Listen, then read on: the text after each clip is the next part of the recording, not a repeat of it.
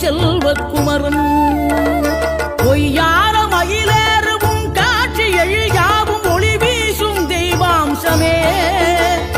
பொய்யான என் வாழ்க்கை புவி மீது நிலையாக அருள் செய்ய வர வேணுமே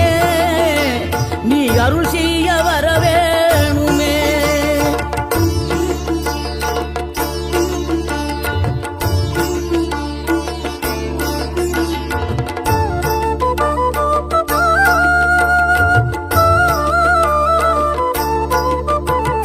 இகழ்தலையும் புகழ்தலையும் ஒரு முகமாய் கருதும்படி செவி உரைத்த முத்து குமரன்